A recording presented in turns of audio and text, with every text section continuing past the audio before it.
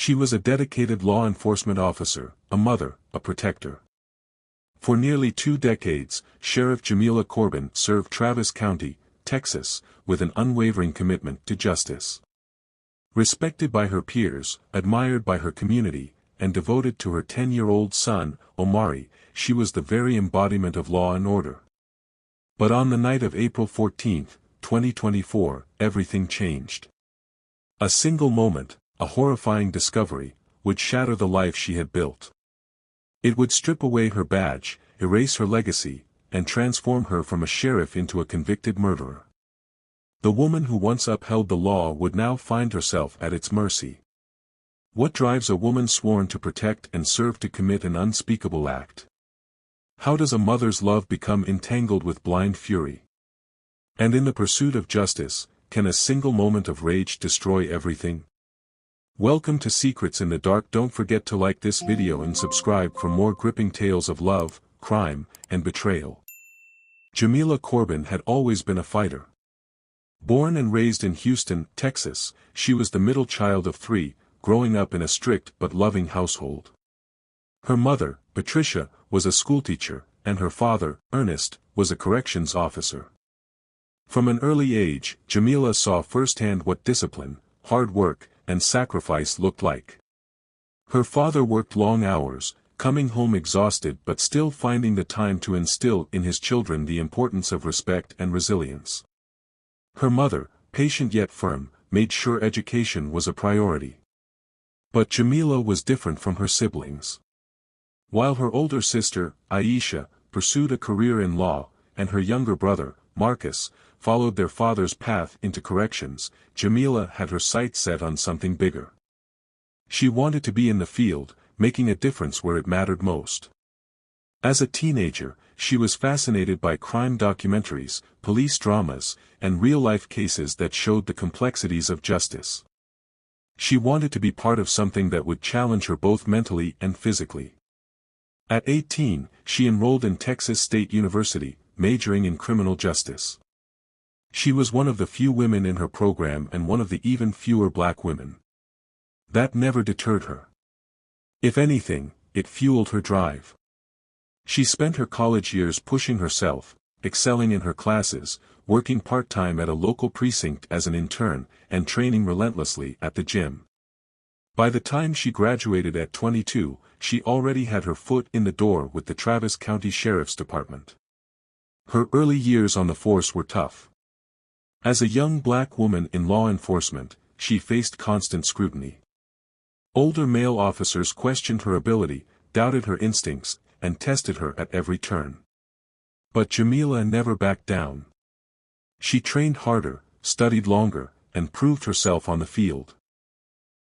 In a few short years, she became one of the most respected officers in her unit, earning promotions that put her on a fast track to leadership. Then came Royce Corbin. Royce was everything Jamila wasn't looking for: tall, brooding, and intense. He carried himself with the quiet confidence of a man who had seen things most people couldn't imagine. A former Marine, he had spent years deployed overseas, returning to civilian life with scars both visible and hidden.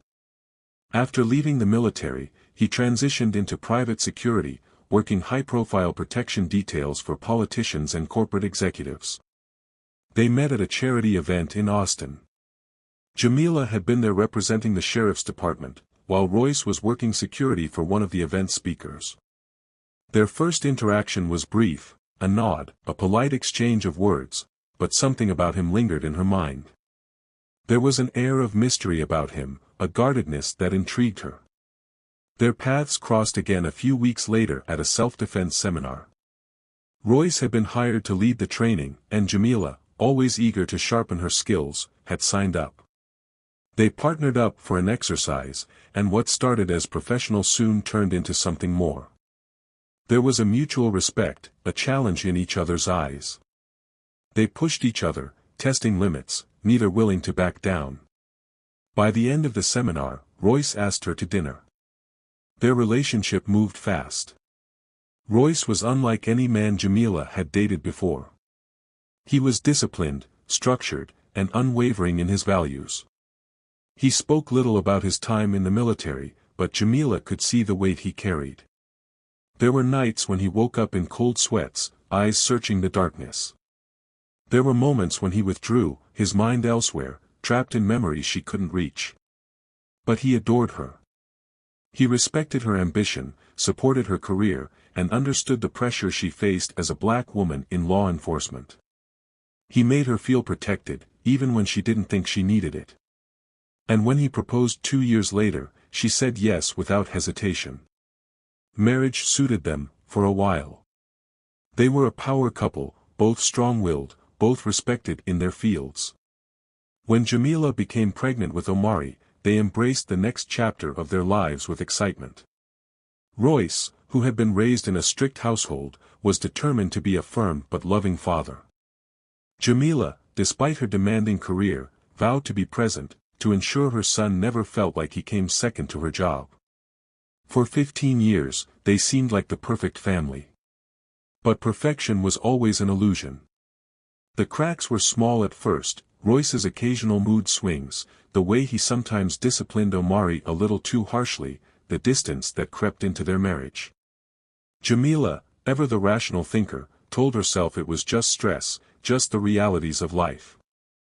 She had spent her career reading people, sensing when something wasn't right. But when it came to her own home, to the man she had built a life with, she never saw the monster hiding in plain sight. April 14, 2024. A Sunday night. Jamila Corbin would remember every detail of that evening for the rest of her life. The way the cool spring air clung to her skin as she stepped out of her patrol car. The quiet hum of crickets outside their suburban Austin home. The faint smell of rain lingering from an earlier shower. Nothing seemed out of place. Nothing warned her that she was about to walk into a nightmare. She had come home earlier than expected after a last-minute shift change. She didn't text Royce to let him know, she wanted to surprise them.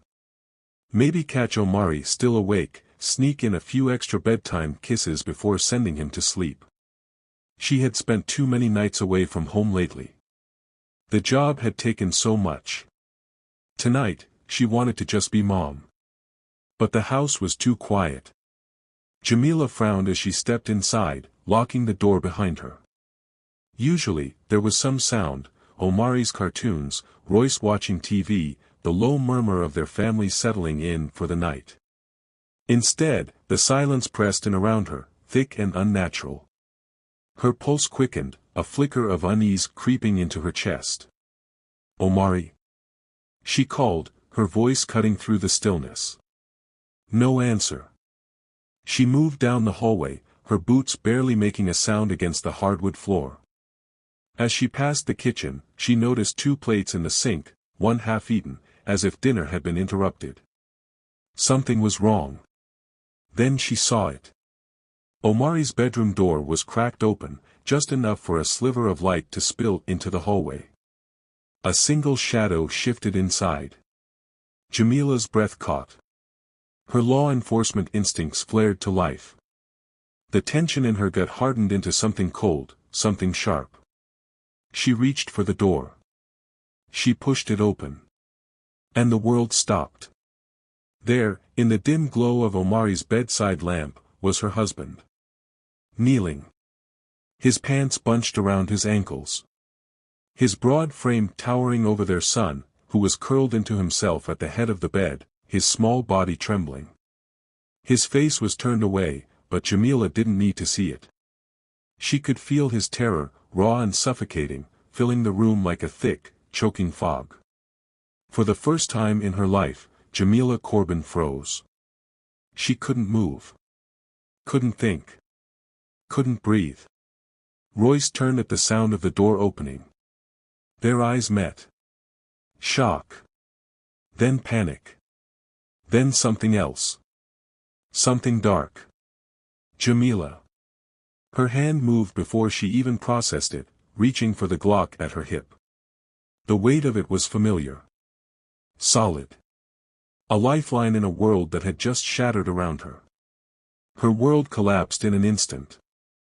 Blind fury takes over. Years of police training vanished. Her hands moved on instinct, reaching for the Glock at her waist. The first shot exploded through the air, deafening in the small bedroom.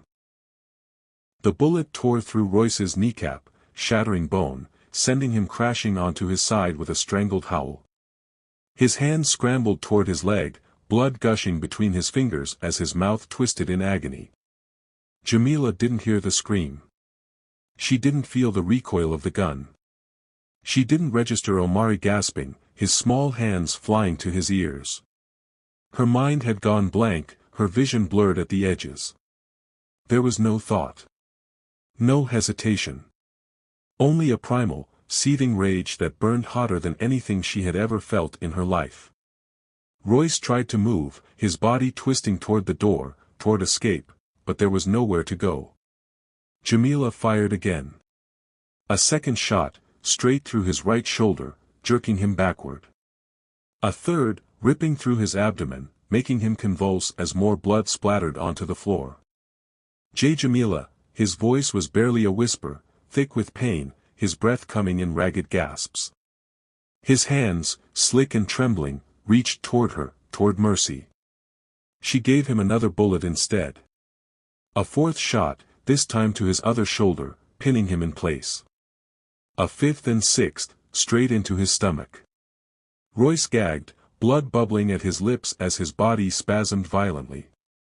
His fingers clawed at the floor, at the sheets, at nothing. His legs kicked weakly, a dying animal's final struggle. But Jamila wasn't done. She stepped closer, standing over him now, towering over the man she had once called her husband. The man who had vowed to protect their son. The man who had shattered everything. She fired again. 7. 8. 9. His chest jerked with every shot, his ribs cracking beneath the force, his breath coming in wet, desperate gasps. His face twisted in pain, eyes fluttering, life slipping. 10. 11. 12. The beige walls were no longer beige. The bed, the sheets, the floor, everything was red. Royce's body twitched, but his eyes, they were still open. Still looking at her. Still breathing. Not enough. 13. A bullet to the throat. A gurgle. A cough. More blood. 14. 15. His face. His jaw. Bone shattered. Flesh ripped open. One last bullet. 16. The final shot between the eyes. Silence. The only sound left was her own breathing, ragged, uneven, the weight of the moment crashing down all at once. The gun felt heavy now, suddenly foreign in her grip. Her arms shook. Her ears rang. And then she turned. Omari was still there. Still curled up against the wall, his small hands pressed against his ears, his tiny chest rising and falling too fast. His face was pale, his lips parted in shock. But it was his eyes that broke her. Not just fear. Betrayal. Jamila let the gun slip from her grasp, the metallic clang lost beneath the pounding of her own heart. She took a step forward. Reached for him. Baby. Omari flinched. Recoiled. Pressed himself harder against the wall as if trying to disappear. Jamila felt the air leave her lungs, a different kind of pain slicing through her. This was worse than anything. Worse than the blood on her hands. Worse than the body cooling at her feet. Omari wasn't looking at her like his mother. He was looking at her like a monster. The night air was thick with sirens, flashing red and blue lights slicing through the darkness. The wailing of approaching squad cars sent a ripple of finality through Jamila's veins. She knew how this worked. Knew the drill. Knew exactly what would happen next. But knowing didn't make it any easier. She stepped out onto the porch, her uniform soaked in blood, her Glock discarded inside, her hands already raised. The front yard was crawling with deputies, her deputies. Officers she had trained, mentored, stood beside for years. And now, those same officers had their weapons aimed at her, their faces drawn tight, their voices sharp with commands she had given countless times before. Get down on your knees. Hands where we can see them. Jamila didn't argue. Didn't resist. She sank to the ground, the pavement cold and unyielding beneath her.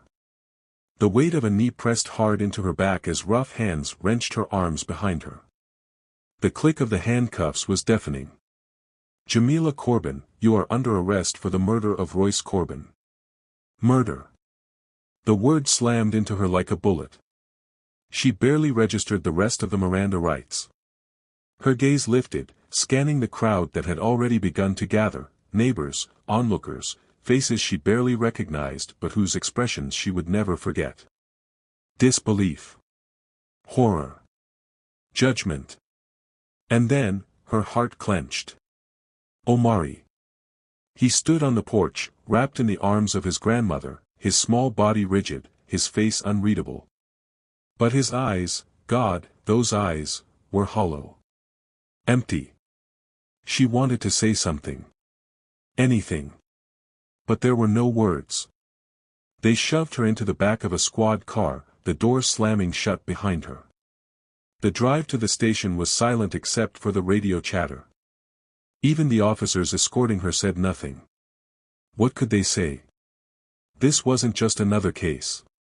This was their sheriff. Their friend. Their leader. Now, she was just another criminal in the system. Inside the station, the interrogation room was colder than she remembered. The walls felt closer. The fluorescent lights buzzed overhead, too bright, too harsh. Detective Ramirez, someone she had once called a friend, sat across from her. He avoided her gaze at first, fingers tapping against the case file in front of him. When he finally looked up, his face was unreadable, his voice stiff. Jamila, what the hell happened? She said nothing. She didn't need to. The evidence spoke for itself. Ballistics matched her weapon. A neighbor's security camera had captured the flashes of gunfire. 16 rounds. Her voice, screaming in a blind rage. And inside the house, Royce's body, bullet-riddled and unrecognizable. Blood coating every surface. The case was airtight. Jamila didn't ask for a lawyer. Didn't try to plead. She just sat there, staring at her hands, the phantom weight of her gun still lingering in her grip. Meanwhile, the outside world erupted. Texas sheriff executes husband in cold blood. Law enforcement betrayal, Travis County sheriff arrested for brutal murder. Every major news outlet ran with the story. The media latched onto her name, her title, the sheer brutality of the crime. But the headlines weren't about Omari. His trauma, his suffering, was buried beneath the scandal. The DA wasted no time building a case. They didn't see a mother protecting her child. They saw a law enforcement officer who had snapped. A woman consumed by vengeance, blinded by rage. Jamila Corbin wasn't a grieving wife. She was a murderer. The trial of Jamila Corbin was unlike any the country had seen in years. It wasn't just a courtroom battle, it was a nationwide debate, a moral reckoning that divided households, workplaces, and the very foundations of law enforcement. Was she a grieving mother pushed past the breaking point, or a lawless executioner who had let her badge and emotions override justice? The courtroom was packed every single day. Spectators lined up before sunrise just for a chance to get inside. Journalists from across the country filled the rows, scribbling notes and whispering updates into their microphones. News cameras waited outside like vultures, dissecting every development. Protesters gathered on both sides, some chanting her name in solidarity, others demanding the harshest punishment possible. Jamila sat at the defense table, emotionless, her face a mask of control. But inside, she was unraveling. Every second of that night replayed in her mind. The smell of blood. The weight of her gun. The way Omari had looked at her, not with relief, but with fear. Her lawyers fought with everything they had. They argued temporary insanity, bringing in forensic psychologists to testify about how trauma could trigger blind rage. They painted her as a woman who had dedicated her life to justice, only to be confronted with the ultimate betrayal in her own home. They showed video clips of her years in law enforcement, saving lives, mentoring young officers, receiving awards for bravery. They wanted the jury to see her as a human being, not just a trigger-happy sheriff. But the prosecution was relentless. They focused on the brutality of the crime, 16 bullets. 16. She hadn't just fired once in panic. She had emptied her clip. Then reloaded and kept going. They showed crime scene photos, Royce's body nearly unrecognizable, the walls and carpet soaked in blood. They called in law enforcement trainers who testified that Jamila had been trained to handle high-stress situations, to de-escalation, to call for backup. They accused her of turning into a vigilante, letting personal rage override protocol. The media latched onto every moment. Headlines screamed across the country. Sheriff or assassin? Jamila Corbin, a mother's love or a murderous fury? Mothers rallied behind Jamila. Would you have done the same? Everywhere, people argued. In homes, in workplaces, on live television. Talk show panels exploded in heated debates. Some called her a hero, saying any mother would have done the same if they walked in on their child being harmed. Others said she was a disgrace to law enforcement, proving that even those sworn to uphold the law could be driven by personal vengeance. But nothing cut deeper than the moment Omari took the stand. The courtroom fell silent as he walked up, small and fragile, his shoulders tense. He refused to look at his mother. Jamila's hands trembled in her lap, her heart pounding so hard she thought she might faint. Omari's voice was soft but steady as he answered the prosecutor's questions. He described the night, the way everything had happened so fast. How his father had turned toward the door the moment his mother entered. How she didn't hesitate, didn't scream, didn't ask questions. She just fired. And then, the final blow. She didn't even check if I was okay, he whispered, his voice breaking. She just kept shooting. A hush fell over the courtroom. Jamila felt the air leave her lungs. She wanted to scream, to tell him that none of it was true, that she had done this for him.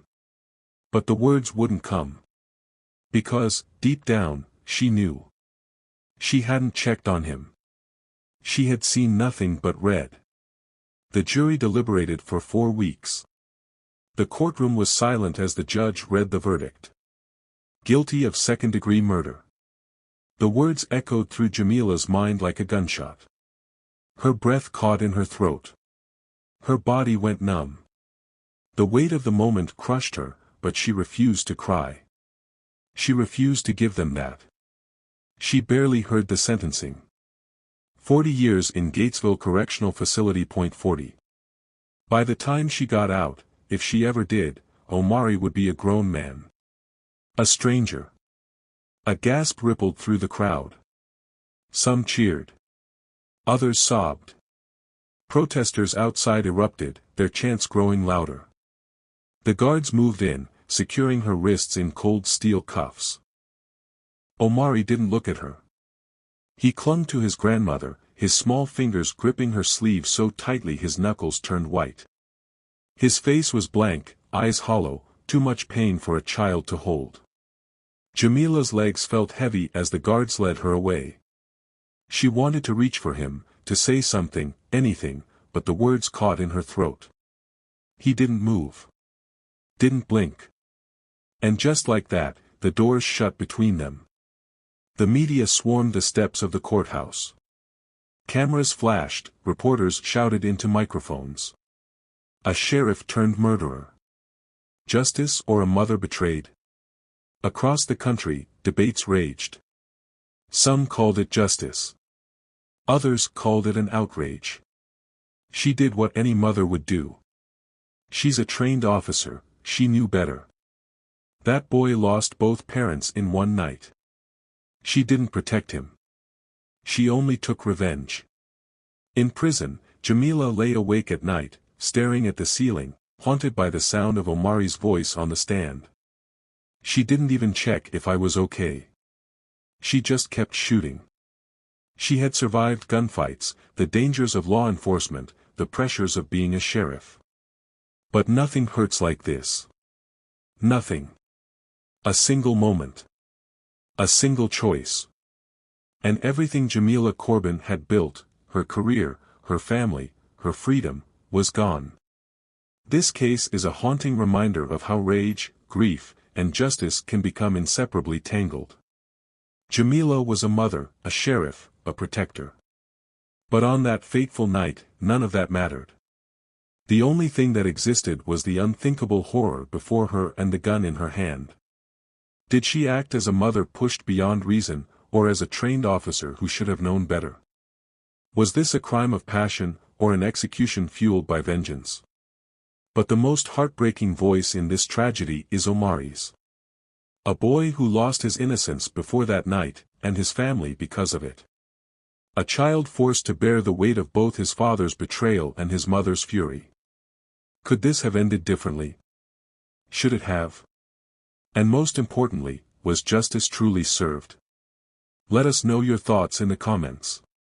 If this story shocked you, don't forget to like this video and subscribe for more cases that expose the darkest intersections of love, crime, and vengeance.